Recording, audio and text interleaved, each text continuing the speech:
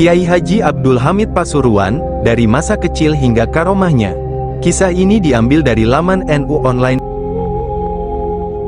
Assalamualaikum warahmatullahi wabarakatuh. Selamat berjumpa kembali dengan Haidar Channel 29. Silakan simak kisah berikut sampai selesai supaya kita semua mendapatkan keberkahan hidup.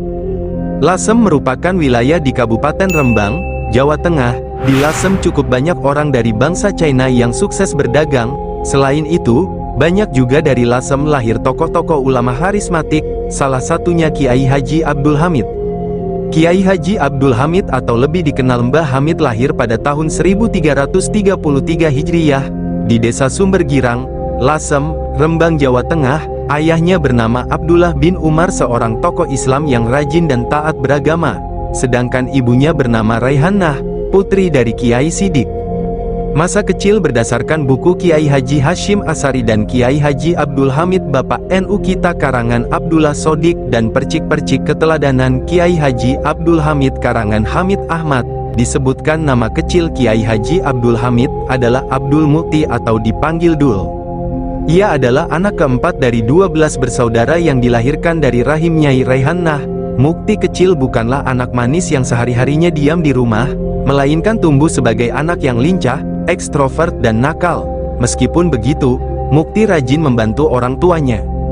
Dalam usianya yang masih kecil, ia dididik oleh ibunya dan membiasakan salat 5 waktu berjamaah. Bahkan, saat Mukti ketinggalan salat berjamaah, ia menangis sehingga sang ibu mengulangi salatnya dan berjamaah bersamanya. Mukti juga sering disuruh ibunya membawakan oleh-oleh untuk disampaikan kepada gurunya dan ia merasa senang, sekalipun oleh-olehnya sederhana. Hal ini menunjukkan bahwa masa kecil Mukti bersih dari sifat sombong. Pada saat itu di Lasem memiliki ulama besar yang disegani masyarakat, yakni Kiai Masum, Mbah Masum, Kiai Baidowi, dan Kiai Muhammad Sidik. Masa pendidikan pada usia 7 tahun, Mukti dididik dan dibimbing sendiri oleh ayahnya dalam belajar Al-Quran dan dasar hukum Islam. Pada usia 7 tahun itu pula ia sudah hafal Nadom Balagoh Jawahir Al-Maknum. Kemudian dalam usia 9 tahun ia sudah mulai menghafalkan kitab gramatika bahasa dan sastra Arab Alfiyah Ibnu Malik, yang juga dengan bimbingan langsung dari ayahnya. Sebagai orang yang taat beragama, ayah maupun ibunya memang mengharapkan agar anaknya bisa menjadi orang yang berbudi luhur di kemudian hari. Pada usia 12 atau sekitar tahun 1926 sampai tahun 1927, ia dipondokkan ke pesantren Kasingan Rembang. Pesantren ini diasuh oleh Kiai Haji Kholil bin Harun, mertua Kiai Haji Bisri Mustafa. Di pesantren Kasingan, ia mendalami ilmu gramatika bahasa dan sastra Arab seperti ilmu nahwu, sorof, balagoh dan aurat selama kurang lebih 1,5 tahun. Pada usia 13 tahun, ia diperintah ayahnya dan mengabdi kepada kakeknya Kiai Muhammad Sidik, Mbah Sidik, di Jember, Jawa Timur. Dikisahkan, pada saat Mukti berada di rumah kakeknya, tiba-tiba datanglah Rasulullah Shallallahu Alaihi Wasallam dan saat itu ia sedang bersama kakeknya. Rasulullah Shallallahu Alaihi Wasallam bertanya kepada Mbah Sidik, "Siapakah anak ini?" Mbah Sidik menjawab, "Ini cucu saya." Kira-kira 2 tahun kemudian, Rasulullah Shallallahu Alaihi Wasallam datang kembali dan berpesan kepada Mbah Sidik supaya cucunya yang bernama Abdul Hamid diajak pergi haji. Kala itu, Abdul Hamid berusia 15 tahun, diajak Mbah Sidik menunaikan ibadah haji. Konon ketika ziarah ke makam Rasulullah mereka bertemu muka dengan Rasulullah dan sempat bersalaman. Keduanya juga mencium tangan Rasulullah, bukan dalam keadaan tidur. Setelah pulang dari ibadah haji di Makkah, Kiai Hamid melanjutkan belajarnya di pondok pesantren Termas yang didirikan oleh Kiai Manan. Pada saat itu pesantren Termas diasuh oleh Kiai Dimyati bin Abdullah bin Manan. Mula-mula pada saat di pondok Termas Kiai Hamid hidup prihatin karena kiriman ayahnya hanya cukup untuk makan nasi tiwul. Celakanya, lokasi warung langganan Hamid jauh dari pondok. Apa boleh buat kaki melangkah setiap hari dengan memakai celana panjang dan bersepatu persis halnya orang berangkat ke kantor. Sepatunya disemir dengan mengkilap. 5 tahun di sana, ia ditunjuk sebagai lurah pondok. Kala itu ia sekurun waktu dengan Kiai Abdul Ghafur Pasuruan, Kiai Harun Banyuwangi, dan Kiai Masduki Lasem. Selain sebagai lurah pondok, Kiai Hamid Muda juga mengajar ilmu fikih, hadits, tafsir dan sebagainya. sehingga ia pun mulai mendapatkan bisyarah dan tidak memerlukan lagi kiriman dari orang tuanya, setidaknya tidak perlu makan nasi tiwul. Adapun perubahan nama Abdul Mukti menjadi Abdul Hamid, dalam hal ini ada dua versi. Menurut buku karya Hamid Ahmad disebutkan, begini, orang-orang itu banyak yang memanggilku Haji Hamid atau Kiai Hamid, daripada orang-orang keliru lebih baik aku saja yang ngalah namaku diubah menjadi Hamid. Namun, tidak jelas kapan nama itu berubah, kata Kiai Hamis saat wawancara Kiai Haji Zaki Ubaid. Sedangkan menurut buku karya Abdullah Sodik nama itu berubah ketika ia mondok ke Kasingan Rembang sekitar usia 12-13 tahun. Kiai Hamid menikah di usia 22 tahun dengan sepupunya sendiri yakni Nyai Haja Nafisah bin Kiai Haji Ahmad Kusyairi bin Kiai Haji Muhammad Sidik. Pernikahan mereka berlangsung pada hari Kamis tanggal 12 September tahun 1940 Masehi. Disebutkan dalam undangan akad nikah dilangsungkan di Masjid Jami Pasuruan pukul 13 waktu Indonesia Barat, kemudian dilanjutkan walimah pada pukul 14 waktu Indonesia Barat. Namun, hal ini tidak sesuai rencana karena mempelai pria terlambat datangnya. Terpaksa acara walimah dimulai saja meski tanpa kehadiran mempelai pria. Baru pada pukul 17 waktu Indonesia Barat, rombongan yang ditunggu datang juga.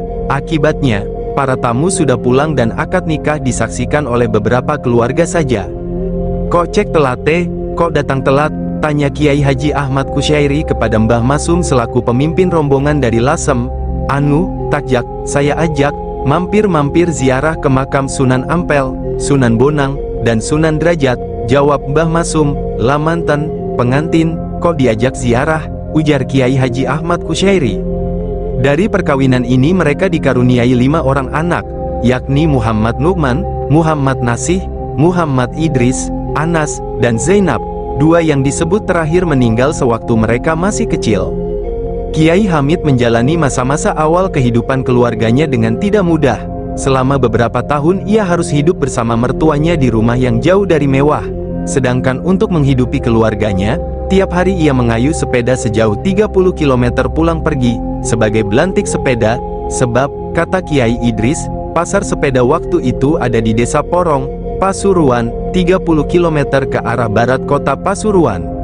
Kendati demikian tidak pernah sekalipun terdengar keluhan darinya, bahkan ia sedemikian rupa dapat menutupinya, sehingga tak ada orang lain yang mengetahui, uwong tuwo kapan ndak digudok karo anak utawa keluarga, ndak endang munggah derajate. Orang tua kalau tidak pernah mendapat cobaan dari anak atau keluarga, dia tidak lekas naik derajatnya, katanya suatu kali mengenai ulah seorang anaknya yang agak merepotkan. Kesabaran Kiai Hamid juga diterapkan dalam mendidik anak-anaknya. Menurut Kiai Idris, mereka tidak pernah mendapat marah, apalagi pukulan dari ayahnya. Ayahnya lebih banyak memberikan pendidikan lewat keteladanan, nasihat sangat jarang diberikan. Akan tetapi, untuk hal-hal yang sangat prinsip, salat misalnya, Kiai Hamid sangat tegas.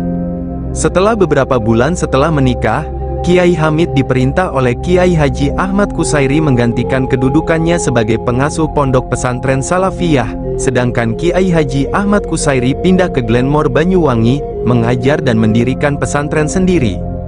Kiai Hamid memang sosok yang rajin belajar, ia sering membeli kitab untuk dipelajari sendiri.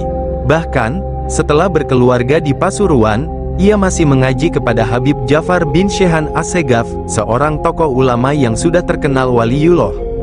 Menurut beberapa riwayat, sewaktu berada di Pasuruan Kiai Hamid mempunyai rutinan yakni setiap sore menghadiri pertemuan pengajian dengan metode muzakaroh yang diselenggarakan oleh Habib Jafar bin Shehan. Pukul 16.30 sampai 19.30 WIB dalam pengajian tersebut dihadiri oleh para ulama yang spesifik membahas diniyah ini. Dipergunakan kitab Ihya Ulumuddin karya Imam Ghazali. Dalam hal ini Kiai Hamid sering ditunjuk oleh Habib Jafar sebagai juru bicara untuk menyampaikan kesimpulan aplikasi masalah dari beberapa poin kalimat.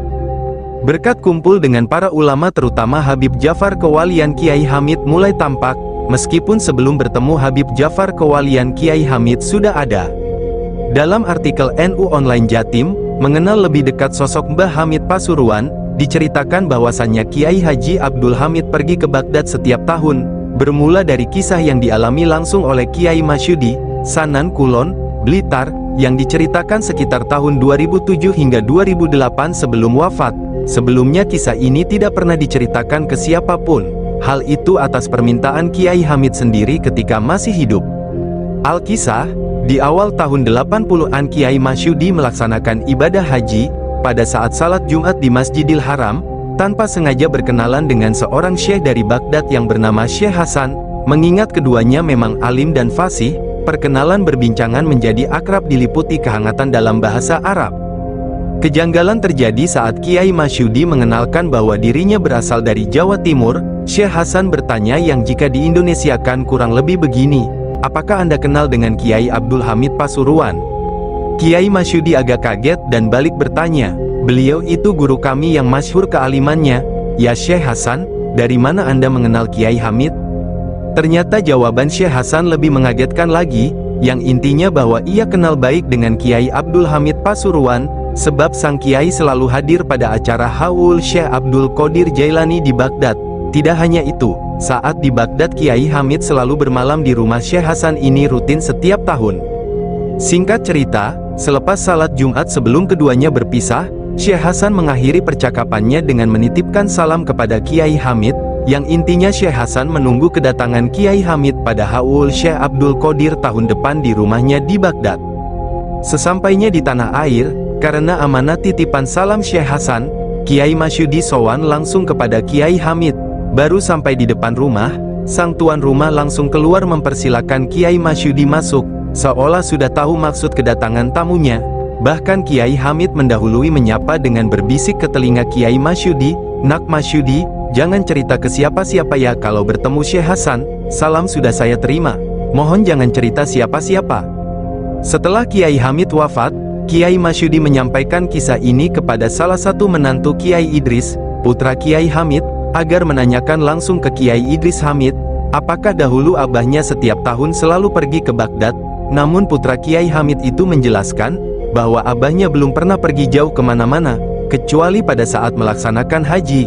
Subhanallah, karomahnya para wali. Memang, dalam buku Ziarah Wali Kiai Hamid Pasuruan dan Tradisi Islam Nusantara karangan Dr. Badruddin, diceritakan karomah Mbah Hamid weruh sakdurunge winarah, tahu sebelum kejadian. Diceritakan, suatu ketika ada seorang tamu dari luar kota sowan kepada Kiai Hamid. Seperti biasa para tamu memberikan amplop atau uang kepada Kiai Hamid sebagai bentuk penghormatan atau dikenal dengan istilah salam templek. Orang yang sowan ingin memberikan uang sebesar Rp10.000 kepada Kiai Hamid. Namun, karena terburu-buru, dia belum sempat menukarkan uang sehingga masuk ke dalam Kiai Hamid. Dia mempunyai selembar uang Rp10.000. Rencananya uang Rp10.000 diberikan kepada Kiai Hamid dan sisanya dibuat ongkos pulang ke daerahnya. Dia mencoba menukarkan uang kepada para tamu di sampingnya, tetapi para tamu tidak ada yang mempunyai uang pecahan Rp10.000. Tiba-tiba Kiai Hamid keluar untuk menemui para tamu, termasuk orang tadi. Semua tamu bergegas sowan dan duduk di depan Kiai Hamid. Setelah selesai semua tamu berpamitan kepada Kiai Hamid, termasuk orang itu. Mungkin karena orang itu gugup selembar uang Rp20.000 langsung diberikan kepada Kiai Hamid. Sebelum orang itu berpaling, Kiai Hamid merogoh sakunya, lalu mengatakan kepada orang tersebut, "Ini kembaliannya Rp10.000. Orang tersebut pun langsung bengong. Umat menangis. Dalam buku Percik-Percik Kiai Haji Abdul Hamid karangan Hamid Ahmad, juga disebutkan Mbah Hamid wafat pada hari Sabtu tanggal 25 Desember tahun 1982 Masehi, tepat pada pukul 3 waktu Indonesia Barat atau dini hari. Ia mengembuskan napas terakhirnya pada usia 70 tahun dalam hitungan Hijriyah. Seorang tokoh besar, tokoh panutan meninggalkan umatnya. Innalillahi wa inna ilaihi roji'un. Kabar pun segera menyebar lewat radio, dari mulut ke mulut, dan dari telepon ke telepon. Kala itu umat datang berbondong-bondong untuk melayat ke rumah duka sejak pagi. Mereka berasal dari berbagai penjuru, umumnya seperti tidak percaya Kiai Hamid wafat. Melihat banyaknya pelayat, keluarga tidak mau mengambil risiko, khawatir keranda rusak karena bakal jadi rebutan pelayat. Menjelang asyar keranda dibawa ke masjid, keranda itu berjalan dari satu tangan ke tangan yang lainnya karena saking padatnya pelayat, sehingga tidak bisa berjalan. Terjadilah tarik-menarik keranda yang hendak keluar lewat gerbang barat atau timur. Konon, dari rumah ke masjid dibutuhkan waktu hingga 2 jam. Dilaporkan jamaah yang menyalati melebar tidak hanya sampai masjid dan alun-alun, tetapi terus ke timur hingga perempatan PLN sekitar 100 meter, dan memenuhi jalan niaga hingga ke ujung utara dan ruas-ruas jalan Nusantara sepanjang 1 km. Kiai Haji Ali Maksum bertindak sebagai imam salat. Setelah salat asar, Kiai Hamid disemayamkan di kompleks makam sebelah barat Masjid Jami Al-Anwar Pasuruan. Posisi makamnya di antara makam Habib Jafar bin Shehan As-Segaf, guru Kiai Haji Ahmad Kusyairi, mertua, dan Kiai Haji Ahmad Sahal, yaitu ipar Kiai Haji Hamid. Dalam buku Ziarah Wali Kiai Hamid Pasuruan dan Tradisi Islam Nusantara karangan Dr. Badruddin, disebutkan bahwasannya keberadaan makam Kiai Hamid membawa berkah terhadap kemakmuran masjid dan pedagang di sekitar makam. Setiap hari makam Kiai Hamid tidak pernah sepi dari peziarah lokal atau luar kota. Pada umumnya para peziarah Wali Songo Jawa Timur, Jawa Tengah, dan Jawa Barat tidak pernah melewatkan kesempatan untuk ziarah ke makam Kiai Haji Abdul Hamid. Tidak cuma itu, semenjak ada makam Kiai Haji Abdul Hamid, setiap malam Jumat Legi kawasan sekitar masjid dan alun-alun kota Pasuruan menjadi ramai. Wallahu a'lam.